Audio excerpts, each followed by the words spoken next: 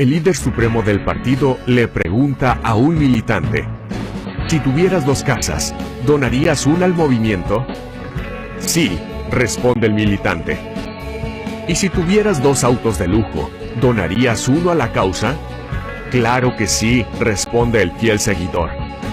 ¿Y si tuvieras 1 millón en el banco, ¿donarías la mitad a beneficio de tu nación? Lógicamente lo donaría, respondió orgulloso.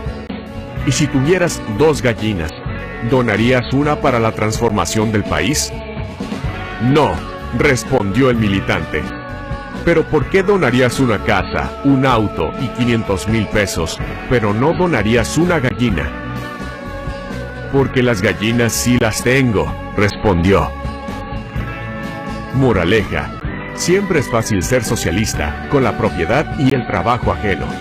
Como dijo Margaret Thatcher, el socialismo dura hasta que se acaba el dinero de los otros. Saludos, así estamos comenzando nuestro espacio de hoy con el análisis de la historia de las últimas 24 horas. Recuerde, cese a la usurpación. Segundo paso, gobierno de transición. Tercer paso, elecciones libres, en ese mismo orden. Cese a la usurpación, gobierno de transición, elecciones libres. Esta es la historia de las últimas 24 horas por YouTube Bravo 24, voz de la democracia y de la libertad. Es decir, todos los comentaristas que aparecen aquí son responsables de lo que dicen, estemos o no estemos nosotros, concretamente yo, de acuerdo en algunas de sus posiciones, porque aquí hay democracia. Les saludo a Napoleón Bravo. Mi Twitter es Napoleón Bravo, en minúscula y todo pegado. Instagram es Napoleón Bravo Oficial y les recomiendo la página de cultura pop con la música, las los artistas, las películas, los deportistas, los automóviles, la belleza y los titulares que llenaron los mejores momentos de nuestra vida un día como hoy en diferentes años, distintas décadas. Esa página es la www. Gente en Ambiente, lo mejor de nuestra vida. Vamos entonces, señores, con la historia de las últimas 24 horas y su análisis. El gobierno de Chile va a incluir en sus presupuestos un análisis sobre los efectos del cambio climático. Muy bien por el gobierno chileno, ¿verdad? En Perú, el diario El Comercio abre su edición de hoy con el siguiente titular: 1.365.000 jóvenes no estudian ni trabajan en Perú. El 78% está totalmente desocupado y sin deseos de trabajar. En Bolivia, las autoridades luchan para apagar los incendios que dañaron miles de hectáreas de bosque. Y en Brasil, Jair Bolsonaro sugirió que las ONG están detrás de los incendios en el Amazonas. Por otro lado, Colombia lamenta la escasa ayuda de donantes internacionales en apoyo a los inmigrantes venezolanos. Más de 1.400.000 se encuentran actualmente en el país cafetero, que se convirtió en el principal receptor de inmigrantes que huyen de la crisis política, económica y social generada por el régimen de Nicolás Maduro. Vámonos a Sky. Bueno, espero que sea tomando agua, porque ¿qué ejemplo va a dar usted? Agua con limón. Agua con limón. Orlando Goncalves, llamamos por Skype porque hemos leído que el gobierno colombiano está prácticamente en emergencia por la enorme cantidad de venezolanos que han llegado hasta allá, que por cierto hay que agradecerle al gobierno colombiano todo lo que está haciendo, porque una cosa es recibir la cantidad de colombianos que se recibieron en Venezuela durante varias décadas, y otra cosa es recibir la cantidad de venezolanos, todos prácticamente en unos meses. Con lo cual, si en Venezuela colapsó en los años 70 y 80 los servicios públicos, etcétera, especialmente en las capitales como Caracas, ¿cómo será en Colombia? Y está pidiendo auxilio el gobierno colombiano a una ayuda internacional, y parece ser que poco es lo que lo están ayudando. ¿Qué nos puede decir de eso? Efectivamente, Lo que sucedió ayer fue que el representante especial del Alto Comisionado para el tema de los refugiados de la ONU, el señor Eduardo Stein, ex vicepresidente de Guatemala, estuvo aquí analizando con el canciller colombiano la situación de los migrantes venezolanos.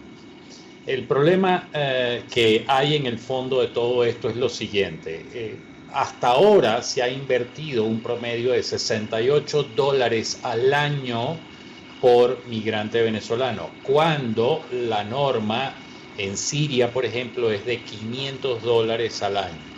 Entonces ahí ya ves un gran desbalance. El segundo grave problema que presenta es que la ONU proyectó recoger y recibió ofrecimientos por $740 millones para atender esta emergencia.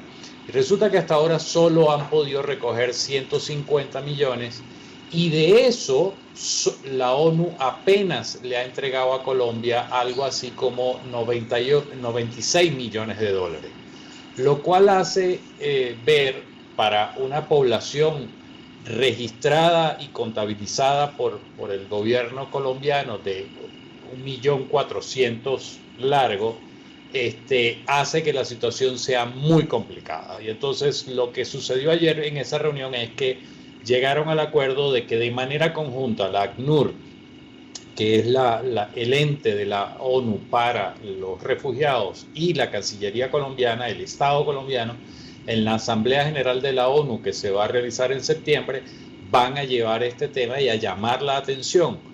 Por otra particularidad, la ACNUR estima que para diciembre de este año puedan estar fuera de Venezuela entre 7.5 y 8 millones de venezolanos, y que de eso 75% dice que no desea volver.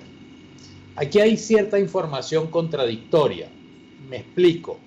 Porque cuando tú hablas con gente que está en Caracas, en Venezuela, dicen que comienzan a ver gente que ha retornado, gente que ha regresado porque no ha resistido la presión en el exterior, que es muy difícil estar fuera de la familia, que la vida en el exterior es muy complicada, que los explotan, que ganan poco, que apenas logran sobrevivir algunos, y que ellos prefieren estar al lado de sus familias y, bueno, hacer algo que les permita subsistir, y prefieren subsistir en su tierra con sus costumbres al lado de su familia que hacerlo afuera. Sin embargo, por ejemplo, ayer yo fui a una población que está a 75 kilómetros de Bogotá, que se llama Fusagasugá, nombre complicadísimo, está a 75 kilómetros. De regreso, entre esa población y Soacha, que es una ciudad que está ya conurbada y pegada a Bogotá, hay unos 60 kilómetros. Bueno, yo conté 83 caminantes en la carretera. Solo ayer, en un trayecto, el tráfico en Bogotá es horrible, pero en ese trayecto hicimos hora y media en esos 60 kilómetros y yo conté 83 caminantes. Y todos con características de ser evidentemente los venezolanos, por la forma como estaban vestidos, por la maleta que arrastraban, etcétera, etcétera. Algunos con niños en los brazos, la gran mayoría gente muy joven. Me encontré en esa población de Fusagasugá, me encontré, por ejemplo, un muchacho en Barquisimetano, que tiene ya 3 años aquí, y tiene la mitad de su familia aquí, y dice, la otra mitad me la traigo en diciembre. Me preocupan mis suegros que están muy mayores, va a ser un problema el viaje tan largo en autobús, pero no tengo otra manera de traerlo, pero me los traigo en diciembre. En total van a ser 12 personas de una sola familia reunidas en Colombia. Entonces hay cifras contradictorias. Hay quienes dicen que la migración va a seguir aumentando y hay quienes dicen que están retornando. Y eso suena desde cierto punto de vista suena lógico por el programa que tiene la esposa del presidente encargado Guaidó del regreso a Venezuela. Pareciera que efectivamente se están dando esos casos porque la gente no logra acostumbrarse ni aclimatarse a no solo el clima, sino las condiciones laborales y las condiciones de vida. Y yo pienso que si cae el régimen, que esperemos que sí caiga en este mismo año, pues aunque no se solucione todo de la noche a la mañana, ni mucho menos, me refiero a la economía, pues la gente ya tendrá esperanza y regresará muchísima gente, evidentemente. Bueno, lo que dice el estudio de ACNUR es que el 75% de los que han emigrado dicen que no regresan. Claro, ahora posiblemente dicen que no regresen porque ven las condiciones en que está Venezuela, pero si cambian o sienten que empieza a cambiar las condiciones, a lo mejor sí quieren regresar. No está claro eso en el estudio. La información que hay es muy poca, habría que leer mucho más. Voy a ver si lo logro encontrar y te lo envío, pero lo que sale en la prensa no queda claro. Evidentemente, si cae el régimen, habrá gente que quiera regresar, pero habrá gente que ya tiene muchos años. Por ejemplo, este muchacho que yo me encontré en esta población ayer, va para 4 años aquí en Colombia. Y ya está establecido en Colombia. Me ha ido bien, me ha ido bien, ya mis hijos comenzaron la escuela aquí, mis padres ya se adaptaron al clima de aquí, ya tengo el tema de la seguridad social, yo creo que mi vida se va a quedar aquí. No, y cuanto más joven sea la persona, si es adolescente o tiene 20 o 30 años y ya establecida ya sea en Colombia, como en Perú, como en Chile, como en Argentina, como en España, pues va a ser más difícil que regrese, sobre todo esa juventud que se preparó en las escuelas y en las universidades venezolanas. Eso es otra pérdida que ha tenido y otro triunfo involucionario bolivariano. Pero bueno, entonces esperemos que cumplan con sus ofertas los países que le ofrecieron a Colombia ese dinero para que pueda enfrentar el problema que es la inmigración venezolana. Se lo ofrecieron a Colombia y se lo ofrecieron a la ONU, pero la historia dice que eso no se cumple. Por ejemplo, ¿te acuerdas el último terremoto en Haití que devastó la mitad de Haití? Y bueno, ahí en 2 días, 3 días se ofrecieron cerca de $1.000 millones. Bueno, 2 años después no habían podido reunir el 20%. Qué bárbaro. Bueno, muchísimas gracias, Orlando. ¿Sí? Gracias a ti.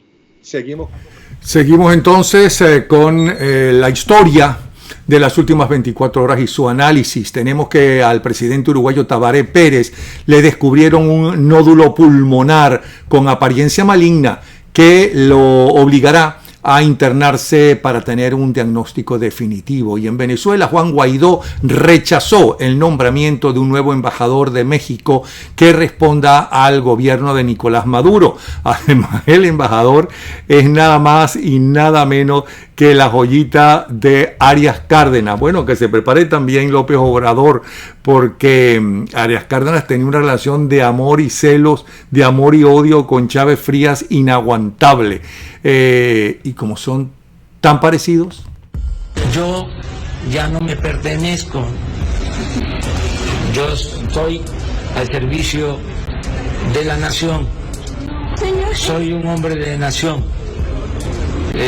Entonces, yo tengo que cumplirle al pueblo de México. Mi amo es el pueblo de México. Entonces es mi responsabilidad. O sea, no fallarle al pueblo de México. Yo no me pertenezco, yo le pertenezco al pueblo de Venezuela. Mi vida es de ustedes. ¿Qué me queda a mí?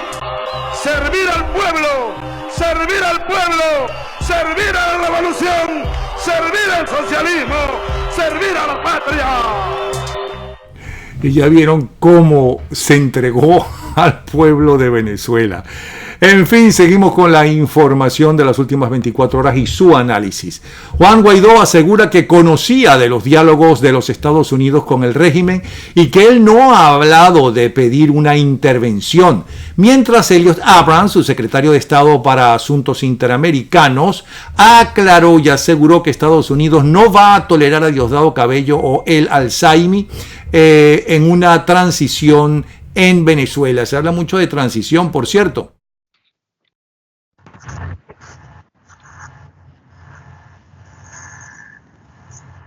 Nuevamente siguen hablando de la petición de intervención humanitaria y militar. Le voy a preguntar a uno de los que lo están pidiendo, o a uno de los primeros que lo pidieron, porque hace ya varios años hicimos una entrevista y él habló sobre eso, como es el almirante Carlos Molina Tamayo.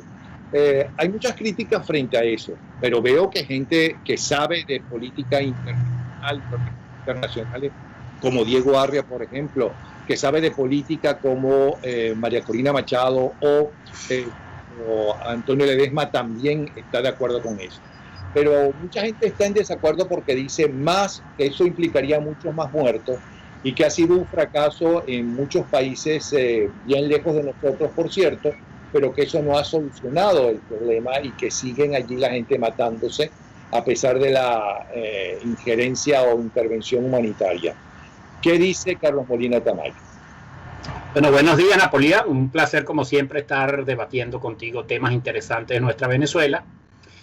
Bueno, las comparaciones a veces me da la impresión que están fuera de contexto o hay un poco de ignorancia sobre el tema. No podemos comparar países islámicos con religión musulmana o la tal zona de los Balcanes, que son problemas que llevan más de 1000 años, a un país homogéneo como Venezuela, como todos los países de la América, porque fueron países donde llegaron los europeos durante el descubrimiento. Entonces no tenemos esos problemas que tienen estos países desde inclusive antes de la era de Jesucristo.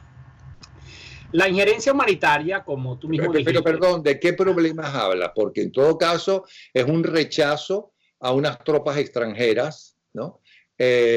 Cosa que aquí haría exactamente lo mismo la gente de Hezbollah, el ELN y la FARC, que tienen mucho que perder si cae el régimen.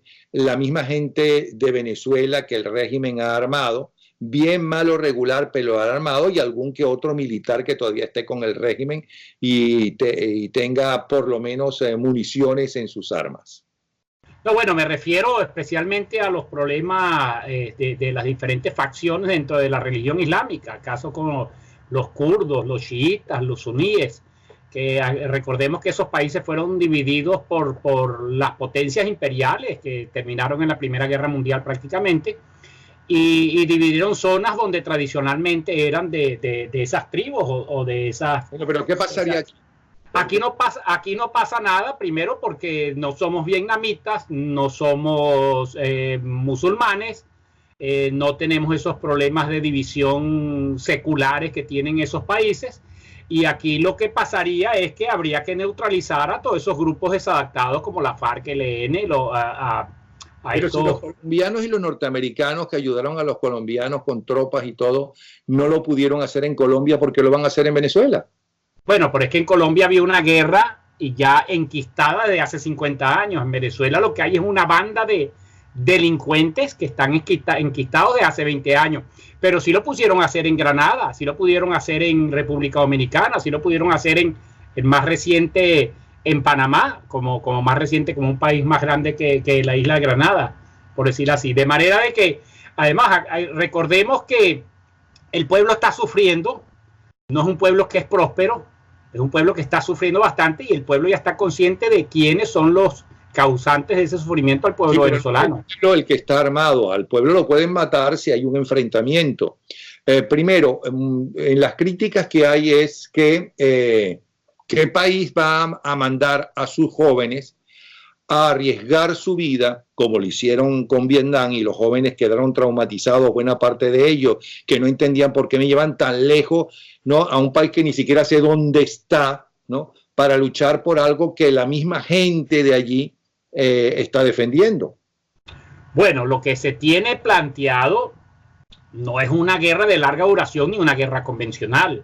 Lo que se tiene planteado es una operación, una injerencia humanitaria donde lleva un brazo militar con operación quirúrgica para capturar a los 50, 60 cabecillas de ese régimen, a los delincuentes. Y ya una vez de eso hay altas probabilidades de que ese régimen se desarme y venga un quiebre dentro de las Fuerzas Armadas. Recordemos que dentro de las Fuerzas Armadas hay temor y el quiebre interno no se ha podido dar, tal como sucedió el 30 de abril. y el quiebre vendrá cuando vengan las tropas de una coalición multinacional, inclusive conformada por militares y civiles venezolanos, de manera que descabecen a ese régimen delincuente y el país entre en un sosiego. Ahora, ¿por qué se necesitan fuerzas militares? Porque para llevar la vía humanitaria y para traer el sosiego al país se van a necesitar unos cuantos meses de control de militar, evidentemente. Esto de ayuda humanitaria te suena conmovedor y me suena telenovela. Vamos a estar claros. Ayuda humanitaria con militares de por medio armados significa que va a haber un enfrentamiento. Ese enfrentamiento es el que teme mucho. Yo estoy aquí de abogado del diablo. Sí, sí, está bien, está bien. El analista eres tú, vamos a estar claros. Sí, sí. Y quien tiene que convencer a los que no piensan como ustedes, eres tú, no soy yo. Sí, ¿Okay? sí. Entonces, cuando hay un enfrentamiento armado, hay más de un civil muerto. Es verdad que están muriendo todos los días civiles o de hambre o de asaltos o de lo que sea. También es cierto. Pero eso sería la última salida. Bueno, esto no es una intervención para invadir un territorio, ni una lucha de diferentes ideologías, como el caso de Vietnam, que era una lucha entre comunismo y capitalismo, o la misma guerra de Corea del Norte. Esto es un rescate prácticamente lo que se plantea con unas fuerzas militares. Las fuerzas militares solamente para capturar a los cabecillas, desarmar a estos delincuentes y poder llevar la ayuda humanitaria y que el país se pueda enrumbar. Y es más, ¿a cambio de qué? Bueno, a cambio de qué. Espérate un momentico. Yo entiendo que Colombia le podría interesar porque tiene una invasión de venezolanos con hambre, con miedo, con necesidad de abrigo, de casa y de trabajo. Y están colapsados los servicios. Todos los países de Latinoamérica están vamos a estar claros. Bueno, pero especialmente Colombia, que es lo que más ha recibido. Y entonces podría, tal vez junto con militares y venezolanos civiles o militares, pero entrenados, podrían enfrentar a estos delincuentes, a estas bandas especializadas en asaltos, no solamente a bancos, sino en ciudades y demás, como es el ELN y el FARC, y también en asesinar gente. Y no hablemos de la gente de Hezbollah, que aparentemente también está en Venezuela. Podría pensar que Brasil, que recibe un número muchísimo menor de venezolanos, pero como el presidente tiene esos pensamientos que tiene, ¿no? Entonces también podría ayudar. No sé por qué Estados Unidos puede convencer a los ciudadanos y al Congreso de que vale la pena arriesgar una vida o unas vidas de jóvenes por un país llamado Venezuela, porque cada país está pensando en sí mismo. Vamos a estar claros. La monjita Teresa de Calcuta, ¿no? Es una sola. Vamos a estar claros. ¿Por qué crees que van a ofrecer la posibilidad de sacrificar a sus muchachos en ejércitos en otros países?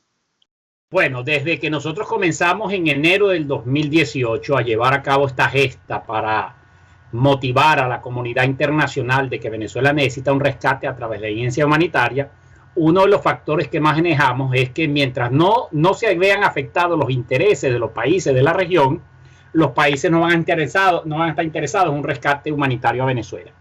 Ya por sí se están afectando con la crisis migratoria que les satura la seguridad social y la finanza de cualquier país que se vea sobresaturado por inmigrantes. Y en el caso de Estados Unidos, no solamente el narcotráfico, porque el narcotráfico afecta a Estados Unidos, también países como México, Colombia, Centroamérica, etcétera. Pero las relaciones con Hezbollah, las relaciones con Irán,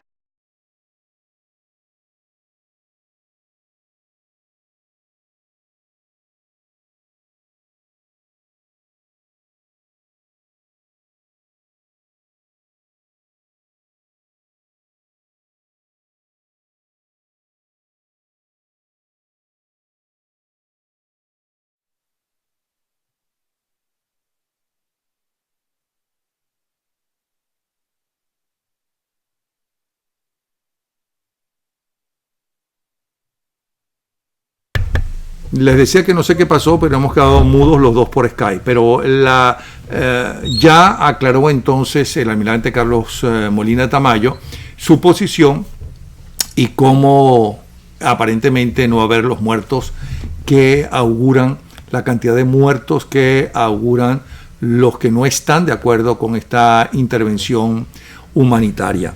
Ahora voy a leer, señores, parte de lo que publica el Nacional Digital y parte del Twitter del doctor Ley Carlos Ramírez López, antes de conversar con él. Informo al país que he recibido la sentencia de la Cámara de Recursos Penales de Ginebra, Suiza, sobre nuestra apelación de la negativa del fiscal general de admitirnos la defensa que intentamos en el caso que allá se está tramitando para robar 10.000 millones de dólares a Venezuela, sentencia esta que beneficia directamente tanto a personas de la dictadura como son el falso procurador Reinaldo Muñoz Pedrosa, como también a Rafael Ramírez, contra quien allí presentamos acusación penal por la defraudación que ocurrió dentro del tiempo que estuvo presidiendo PDVSA. Y por ahí sigue. Bueno, tengo vía Skype, espero que este se escuche y que se escuche completo al doctor Ramírez López para que nos amplíe la información. ¿Nos pasas el Skype, por favor? Vamos a quitarnos la lupa. Entonces saludamos vía Skype a Carlos Ramírez, el doctor Ley. Carlos, pero 10.000 millones es como mucho de dólares como para que el Estado lo pierda. Entiendo entonces tu preocupación. Cuéntanos, ¿qué está pasando? Bueno, fíjate que realmente es así, es demasiado dinero. Y esto forma parte de esos ataques masivos que se vienen haciendo contra el patrimonio venezolano, lo que queda del patrimonio venezolano, lo que ha dejado este grupo que se ha enquistado en el poder para saquear al país en estos 20 años. Lo que nos queda están tratando pues de llevárselo utilizando los mecanismos judiciales, tribunales internacionales. En estos casos son el CIADI, los tribunales de los Estados Unidos, este tribunal que estamos hablando ahora, del Tribunal de Suiza, y bueno, en algunos otros casos. Y las cifras que se manejan en esos juicios son fabulosas. Por eso es que yo he tenido mucha preocupación y he planteado que se debe atender con mucho cuidado el problema judicial litigante. No es lo mismo un abogado litigante, un abogado que va a tribunales y litiga los juicios, que tiene que enfrentar los juicios, a un abogado que es académico, como lo es el procurador, el doctor José Ignacio Hernández, que es un brillante académico, un hombre que es un profesor excelente, ha escrito muchos libros, tiene una buena reputación universitaria, pero él no conoce el tema del litigante. Pero también pudiera él hacerse rodear de gente que sepa de la materia. Yo le he hecho algunas recomendaciones. Por ejemplo, te voy a poner un ejemplo. El caso de la empresa rusa Rosneft, la petrolera rusa Rosneft, que se apropió, le vendió PDVSA el 49.9% de las acciones de Citgo. 49.9%. Eso fue en 2016, estando en la Asamblea Nacional en contra es decir, en oposición. Ese contrato, que es de interés nacional, evidentemente, por razón constitucional, por expresa orden constitucional, mandato constitucional, debe ser aprobado por la Asamblea Nacional. No pasó por la Asamblea Nacional. Eso es ilegal. Entonces, exacto, es ilícito, es un contrato ilícito, ilegal. ¿Qué hay que hacer? Demandarlo. Y no podemos estar esperando mañana para demandar eso. Yo se lo he dicho a él y lo he escrito en artículos de prensa. No pierdas tiempo. Demanda la nulidad de ese contrato de ventas de PDVSA, de Citgo, hacia Rosneft. Eso es nulo. Y nos tiene agarrado por el cuello Rosneft con Citgo.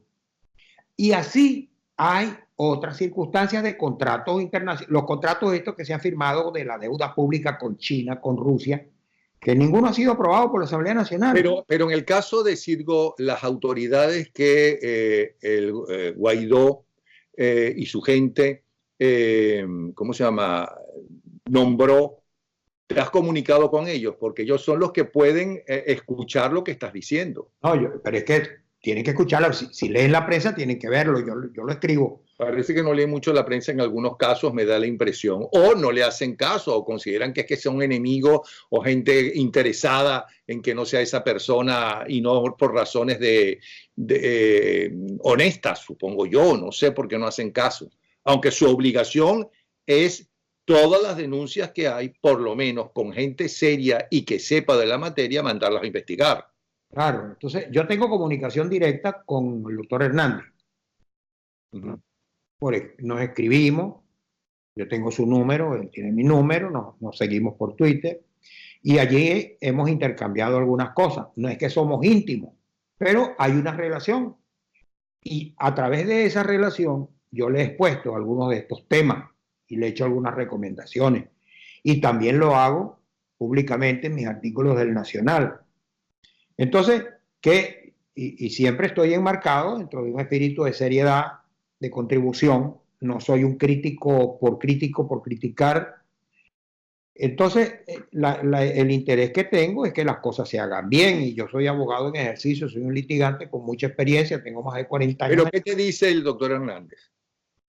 ¿Qué va a hacer? Lo que va a hacer, lo que está interesante, que lo va a estudiar. Fíjate, otra propuesta, yo le dije, bueno, en Estados Unidos hay una situación interesante como para plantearlo en la Suprema Corte, que es, mientras algunos tribunales están reconociendo a Guaidó como presidente en algunas decisiones que se han dado, en otras están permitiendo que sea el gobierno de Maduro, los funcionarios del gobierno de Maduro, los que intervengan en los procesos judiciales. Entonces hace falta definir una línea judicial única, así como hay una línea judicial, una línea única en el Poder Ejecutivo de reconocer a Guaidó, debe haber una línea judicial para que no un tribunal reconozca a uno, reconozca al otro. Y eso le corresponde a la Suprema Corte de los Estados Unidos. Se puede hacer allá un recurso que existe en la legislación norteamericana, que es un derecho cerciorar, que es una especie de amparo, hablando de un símil venezolano. Está interesante, lo voy a estudiar. Y así le he venido proponiendo cosas que no sé, a lo mejor lo están estudiando, pero esto no requiere mucho estudio de muchísimo tiempo. Si es en el caso de Citgo, por ejemplo, hay un hombre que tiene fama de ser muy honesto y preocupado por el país, que ha tenido oportunidad de robar y no lo ha hecho, porque una cosa es ser muy honesto sin ninguna oportunidad de robar y otra cosa es ser honesto cuando hay oportunidad, y que es el embajador de Venezuela en Colombia, que es Calderón Berti. ¿Por qué no te pones de acuerdo con él? Yo he tenido comunicaciones con el doctor Calderón también por estas vías de las redes sociales, por vías privadas, y tengo relación con gente que trabaja con él, muy cercana con él. Y hay una relación de respeto. No hay nada oculto también. Entonces, y le envío mis cosas. Está enterado de las cosas que yo estoy haciendo. Sí. Hay mucha gente que está de altos niveles que están enterados. ¿Y no será que justamente lo están escuchado y lo están investigando? Es probable, pero yo estoy muy preocupado porque los acontecimientos marchan a una velocidad muy, muy, muy diferente a la que pueda tardarse una persona haciendo largos estudios. Tú puedes hacer largos estudios sobre un tema, pero hay cosas que necesitan atención inmediata, como este de Suiza, por ejemplo. Este de Suiza porque te ha motivado a esta conversación que tenemos. Esto es una cosa un juicio que está transcurriendo en donde se puede perder una inmensa cantidad de dinero si no se toman cartas inmediatamente en el asunto. Se han retrasado muchísimo, a pesar de que he venido con una insistencia. Tengo 2 años en esto, Napoleón. Tú me has entrevistado en otras oportunidades sobre este tema. Sí, por eso es que me extraña que no hayan reaccionado. Pero claro, con tantos líos que tienen encima y tantos problemas, de todas formas, 10.000 millones de dólares no es poca cosa. Bueno, hemos cumplido nosotros también con informar a la colectividad, conversando contigo, y también para presionar un poco para que se comuniquen con las autoridades legítimas del país, para que a su vez busquen la gente idónea que tienen allí.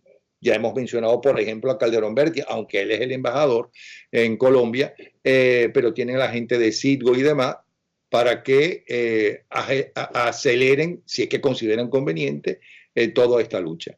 Y gracias por esta pelea y esta lucha que tú llevas a favor del país y para que no se sigan robando el dinero de los venezolanos. Y gracias a ti, Napoleón, porque también tu actividad es sumamente importante para difundir estas cosas. Te agradezco bastante, de verdad. Bueno, un abrazo y gracias. Igualmente, Napoleón. Vamos ahora, señores, con la agencia de noticias que está prohibida por el narcorrégimen, NTN 24, a esta hora. El principal titular sobre Venezuela, Juan Guaidó, anuncia etapa de mayor presión contra el régimen. Esto no es nuevo, habrá detalles que han salido a la luz pública luego de 8 meses de lucha. Llegó el momento hoy de ir a un proceso con mayor presión. Por otro lado, unas declaraciones de Bolton, Estados Unidos discutió con funcionarios del régimen a espaldas de Maduro. Un tercer titular, testimonios de pacientes oncológicos dan cuenta de la crisis hospitalaria en Venezuela. Cuarto titular de NTN 24, el presidente electo de Guatemala reiteró su apoyo a Juan Guaidó. Eso es una buena noticia. Por cierto, el principal titular a esta hora del Diario Nacional Digital tiene que ver con algo de lo que dijo hace un momento Carlos Molina Tamayo en el programa.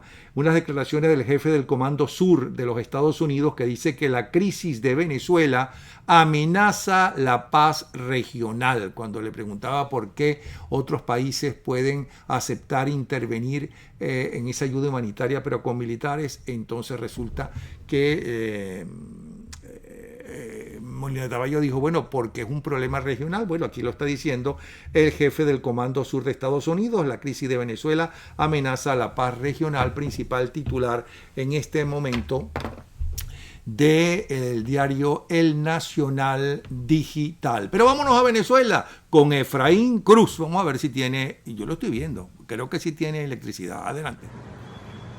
Un gran saludo para ti, Napoleón, y por supuesto todas las personas que se conectan con nosotros a esta hora a través de Canal Bravo 24, como siempre desde Caracas, Venezuela, Efraín Cruz, @babuito en Instagram, pues en Twitter seguimos bloqueados. Comenzamos este miércoles hablando de un presunto artefacto explosivo que se encontró en el Banco Central de Venezuela la mañana de este miércoles.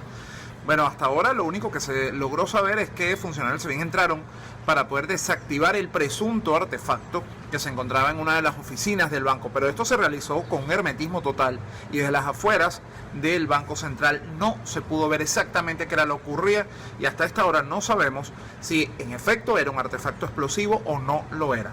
Solamente se hizo esa alarma, bueno, y salió el personal del banco.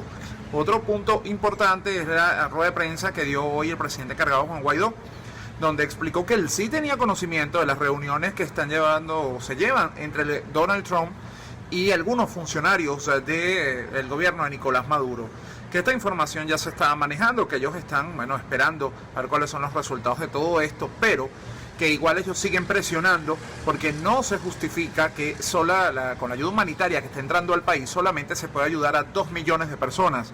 Todavía queda un gran número más de venezolanos esperando estas ayudas y la única manera es con el cese de usurpación, que van a seguir presionando y que nunca se sintió Venezuela tan cerca del fin de toda esta situación que ahora, que hay que apoyar todas las iniciativas que se pueden tener, las que van a ir saliendo en los próximos días.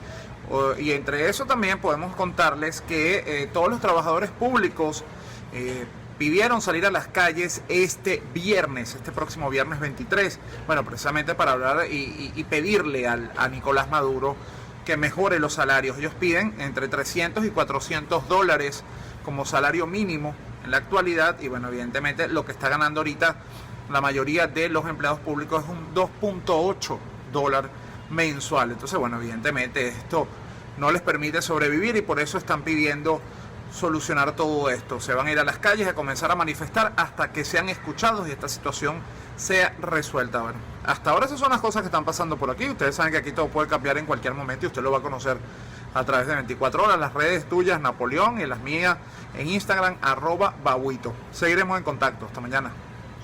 Gracias, Efraín Cruz. Y aquí tengo a Gustavo Díaz en el teléfono, el director de Dollar Today. Gustavo, buenas tardes o noches o madrugadas, no sé a qué hora nos están viendo. Cuéntanos cómo está ese Bolívar arrechamente soberano que está acabando con todo, especialmente con el pueblo de Venezuela. Adelante. Hola, Napoleón, saludos bien decía de Bravo 24. Mira, el dólar cerró este miércoles 21 de agosto y abre el jueves 22 de agosto en, oye, 16.104,12. El dólar implica en 45. El dólar Licón en 14.642,86. El Bitcoin en 15.784,01 y el euro 17.880,40. Señor santo cielo, acabando con todo. Gracias, Gustavo Díaz. Hasta mañana. Así están las cosas. Así está el Bolívar soberano de la involución bolivariana. Cese a la usurpación. Gobierno de transición. Y después, elecciones libres. Vámonos ahora, señores, a Florida Central con Dámaso Jiménez. Dámaso, listo. Bien, ¿cómo está Napoleón? Saludos a los seguidores de Bravo 24. Les saluda Dámaso Jiménez, mi cuenta en Twitter y en Instagram, @Dámaso Jiménez. Y lo hacemos a nombre de venezuelausa.org, un medio de análisis, crónicas, podcasts y cultura de migrantes venezolanos en los Estados Unidos. Pero vamos a hablar de una situación que ha hecho mella pues, en la comunidad, las distintas minorías que se encuentran en los Estados Unidos, específicamente que la hispana. 7 enfermeras puertorriqueñas que trabajan en una clínica del Departamento de Salud de la Florida, en Haines City, pues denunciaron que los supervisores les advierten que tienen que dejar de hablar en español entre ellas o pues bajo amenaza que serán despedidas. Bueno, el grupo comunitario La Mesa Boricua de Florida Central ha informado en un comunicado por escrito que el grupo presentó una queja ante su oficina de recursos humanos y escribió una carta al Departamento de Salud de la Florida.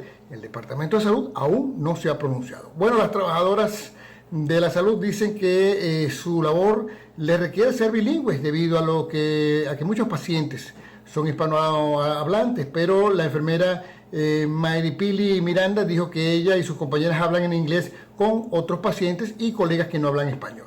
Bueno, pero ellas pues prefieren su idioma natal para conversar entre ellas. La Comisión para la Igualdad de Oportunidades en el Empleo de los Estados Unidos, EEOC por sus siglas en inglés, establece que las reglas que obligan a hablar solo en inglés pueden violar las leyes federales a menos que estén justificadas por una necesidad comercial. Bueno, el otro tema, el tema de la gasolina, el valor del petróleo en el mercado internacional permanece a la baja y esto está prolongando la estabilidad del precio a pagar en las gasolineras, sobre todo en esta época de verano cuando el consumo pues tiende a subir. Bueno, más bien estamos a la baja. Comenzamos la semana con una media de 2.41 por galón, unos 20 centavos menos que hace un año. El precio promedio más alto este verano se mantiene en $2.70 por galón y ocurrió el pasado 21 de julio. Y el del año continúa siendo $2.80 por galón y tuvo lugar en el 15 de abril pasado.